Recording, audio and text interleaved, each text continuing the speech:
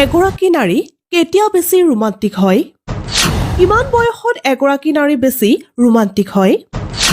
এগৰাকী নাৰী এই বয়সত অধিক ৰোমান্টিক হৈ পৰে। এগৰাকী ৰোমান্টিক নাৰী সকলোৱে বিচাৰে।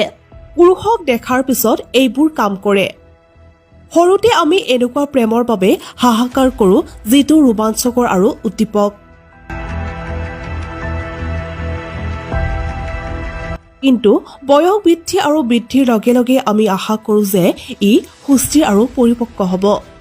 যদি আপুনি 40 বছৰীয়া পুৰুষ আৰু জীৱন সংগী বিচাৰিছে তেন্তে আপোনাৰ বয়সৰ মহিলাসকলে সঁচাকৈয়ে নিজৰ সংগীৰ মাজত বিচৰা কিছুমান কথা উল্লেখ কৰা হ'ল। এইটো এটা সত্য যে প্ৰতিটো বয়সৰ মহিলাই পুৰুষৰ মাজত সততা বিচাৰে। কিন্তু পৰিপক্ক মহিলাসকলে ইয়াক আৰু অধিক মূল্য দিয়ে কাৰণ তেওঁলোকৰ হাতত অপচয় কৰিবলৈ সময় নাথাকে। তেওঁলোকে বিচাৰে পুৰুষসকলে তেওঁলোকৰ প্ৰতি আৱেগিকভাৱে সৎ হওক। সত্যক পেলাই দিয়াৰ এই খেলখন খেলাৰ যোগ্য নহয়। আনহাতে এই ৰাস্তাৰে যোৱা মহিলাগৰাকীয়ে অসৎ কামৰ দৰে শিশুসুলভ আচৰণ সহ্য নকৰে।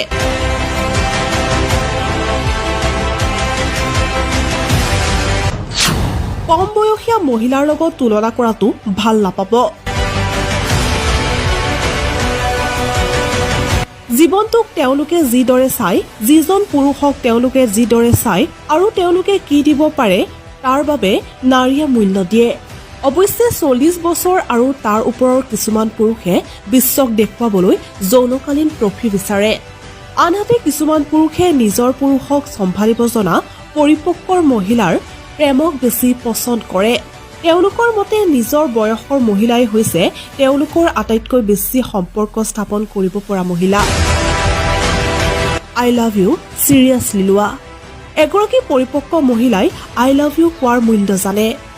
তাই যেতিয়াই তোমাক ভাল পাওঁ বুলি কয় তেতিয়াই তাইৰ অৰ্থ হ'ল তুমি সঁচাকৈয়ে বিশেষ। ইয়াৰ ফলত পুৰুষৰ মনত কোনো সন্দেহ নাথাকিব যে এই মহিলাগৰাকীয়ে তেওঁক অন্তৰৰ পৰা ভাল পায়।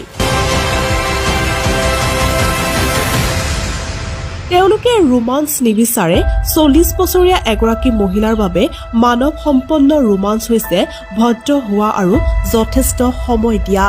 আত্মবিশ্বাসী মহিলাসকলে জানে যে তেওঁলোকে কি বিচাৰে আৰু সেইটো অনুসৰণ কৰিবলৈ ইচ্ছুক নহয় বা নিজৰ আৱেগৰ সৈতে খেলা ধূলা কৰা কোনোবা এজনৰ সৈতে সম্পৰ্কত জড়িত নহ'ব।